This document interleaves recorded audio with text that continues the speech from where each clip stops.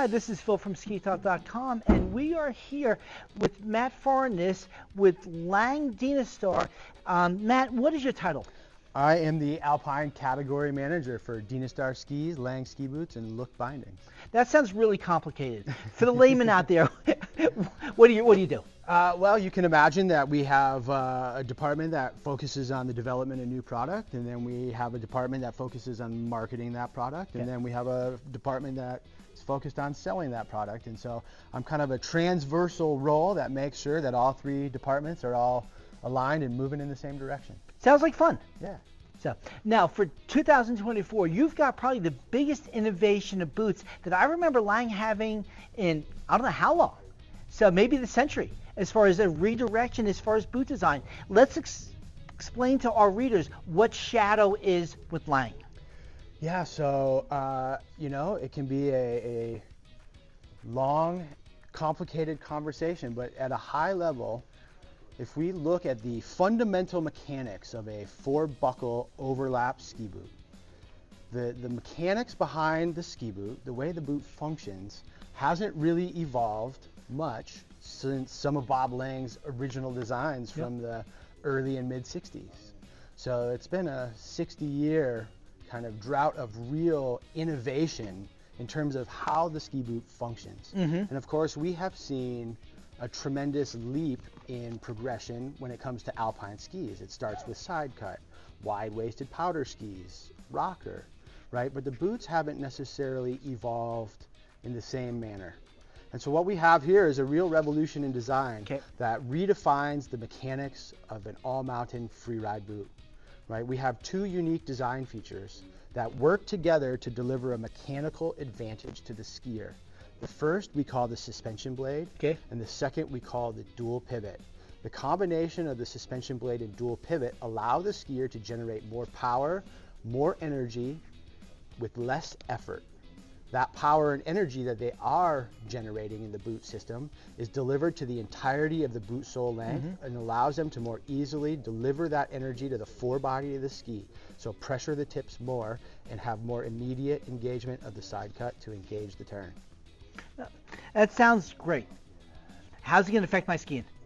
Well, again, you're going to have more responsiveness. You're going to have more rebound. You're going to have more rearward support, which assists you when you are unweighting, rebalancing and recentering, transitioning from turn to turn. And again, you're going to be able to deliver more power to the front of the ski, even in suboptimal body positioning. You're going to be able to feel like you can pressure the tip of the ski to engage the side cut to complete the turn, or initiate the turn, right? Most importantly, and it's going to allow you to ski longer and stronger throughout the course of the entire day because it requires less effort. Now that's great in the structural aspect of the ski. You've got two key things that you've changed here, but you've also made a lot of changes to your liner. That's right. So we have updated our fit in a dramatic way.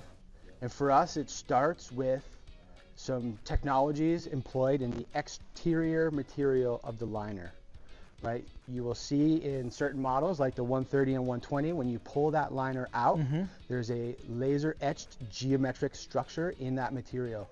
There are some geometric structures called auxetic that display some really interesting mechanical properties, right? When you generally apply tension to something in one direction, you get compression in the opposite direction. When you incorporate auxetic designs into these materials, when you apply tension in one direction, you get expansion in the opposite direction, right? So when you think about the initial fit of a ski boot, or the comfort in a ski boot, right? Or, thermal molding a ski boot to customize the shell, or to customize the liner, the fit, right? What we want to avoid as much as possible is the interplay of tension and compression, where we're gaining space in certain areas by pulling on or thinning or folding materials in other areas. We want to have it uniformly open and closed down. And the auxetic design allows us to have that kind of customization, but right out of the box before you even thermal mold the liner. Now I noticed that, and again, the way that you actually score the liner a little bit, allow that to adjust and accommodate the foot. You're basically pre-molding it as soon as you get in, and that liner accommodates the boot medially, and I saw it on the medial lateral side for the styloid, and also the navicular. So you made some really nice change in there. And I also noticed that you made a little more accommodation in the instep and also in the toe box area. Yeah, so we introduced a truly asymmetrical toe box, Yep. which is much more anatomical. Yep. Right, we have changed the way that the tongue attaches to the lower liner. We've reduced the number of materials that overlap there. Yeah. And again, with the change in the connection to the lower liner, right, you get a really seamless, smooth, consistent transition from the forefoot over the top of the foot. Now, really beautifully designed. Tor and you guys did a really good job with the design of this boot. So you've got a full range of new collection. You got an LV and an MV. So you've got your 97 and 100 millimeter last. Yeah. So correct? This replaces our RX product, is our all mountain free ride product. They're all available in both the 97 millimeter low volume and the 100 millimeter mid volume fit. Yep. For men, we've got a 130, 120, and 110. Okay. And on the women's side, we've upped our performance, and we have a 115, 95, and 85. You've got a really good design here. We're really excited to get it out on snow because we want to make sure that skiing is fun for you out there, because remember, skiing is fun. If you enjoyed this informative video, hit that bell, subscribe so that you'll stay up to date on the new videos, and check out SkiTalk.com for more ski-related content. Also, please follow SkiTalk.com on all of your social media channels. No shark attacks were encountered during the production of this video.